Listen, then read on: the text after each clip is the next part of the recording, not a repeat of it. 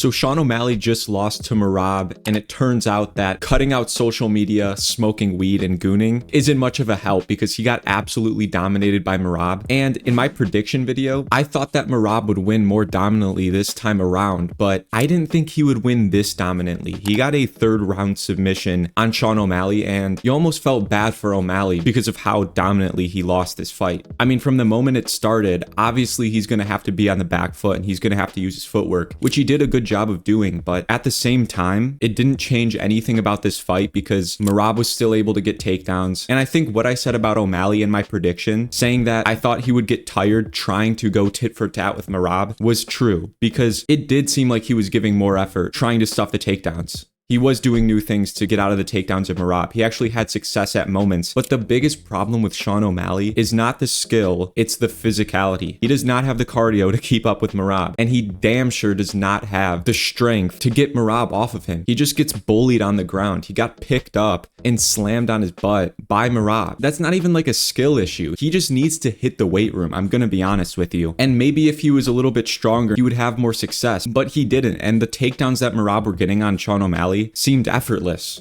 They really did. He was just throwing O'Malley on his back. You know, the little bit of success Sean did have was maintaining the distance and landing some shots, but at the same time, Merab was landing shots of his own. Because of the threat of the takedown, Merab was actually tagging O'Malley, coming in, closing the distance, which, you know, you wouldn't expect. There were times when O'Malley pulled back and countered, but for the most part, Merab was actually tagging Sean O'Malley, and it seemed at times like he almost rocked Sean. But after Merab got such a dominant win, I think the big takeaway from all of this is what happens next. I saw that on Twitter right after this fight, and I kind of agree. What is next? People are talking about Corey Sandhagen as the next matchup, which is fine. I think that is the right matchup, but in terms of who's going to stop Merab, I don't think there's any answers. Maybe Umar sometime in the future, but currently right now, the way Merab is looking, it looks like no one can beat him, and he's obviously the bantamweight GOAT. Even before this fight, we knew he was the greatest bantamweight of all time, but where does he rank all time now? That's the big question. Where does Merab rank all time? If you look at his resume, it's insane. He's beat Sean O'Malley twice. The first one was close. The second time around, he finished him.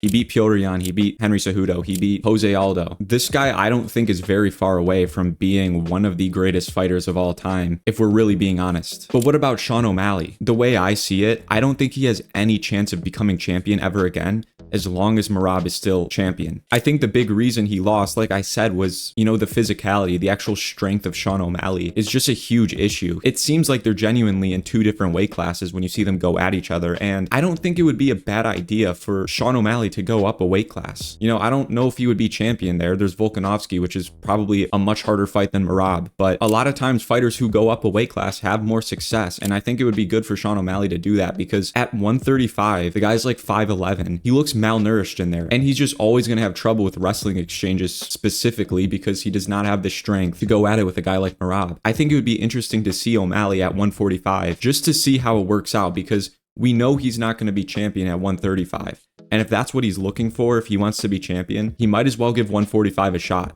because we know he's not getting a title shot anytime soon at 135, and we know he probably won't even win that title shot based off the fight last night. But if not, I think he should just really focus on bulking up. I know that's kind of hard because he's cutting so much weight to begin with, but that's what I really think this matchup comes down to. I know Merab has great skill, but speaking of the featherweight division, after this fight, you know, Merab took this opportunity to actually try to give Aljamain Sterling some credit in his loss against Sean O'Malley.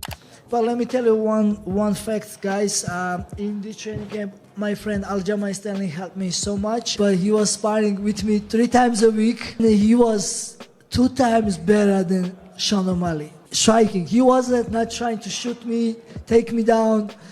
You know, I don't know, like, you know, that proves again that not always best fighter wins. You know, O'Malley got really lucky against Aldo, but he said that, you know, this win proves that Sean O'Malley's win against Aljamain Sterling was lucky or something along those lines. And I thought that was kind of odd and just kind of just like a weird and just annoying thing to say, you know, but is he really wrong? And especially now that Aljamain Sterling's up at 145, I think that could be a good next fight for Sean O'Malley. If he goes up to 145, have a rematch with Aljamain Sterling. There's already already a little bit of a storyline right there. Aljamain Sterling and Merab think that, it was a lucky win with Sean O'Malley getting that knockout. Why not run that back at 145? Because Aljamain Sterling does look better at 145 pounds. And to be honest, I think if O'Malley really takes the time and adjusts, takes 6 months to a year and adjusts to the weight class, I think Sean O'Malley could be a much better fighter. He's super quick, but I think his downfall at 135, like I said, and I've always said, is he just is not strong enough, especially in the wrestling. But at 145, it could be different. He's got 10 more pounds on him. He's not going to have to cut as much water. Maybe his cardio is even better as well. I think it would be a good idea for O'Malley to go up to 145, if I'm being honest, because unless you want to see O'Malley just do rematches with Piotr Jan and a matchup with Corey Sandhagen down the line or Umar and just be a good contender, then he can stay at 135. But in terms of O'Malley and his career, what he wants, I think it's probably likely that he might actually choose to go to 145. But this was a crazy dominant win for Merab and super impressive. I thought super highly of Merab and I thought he had potential to be,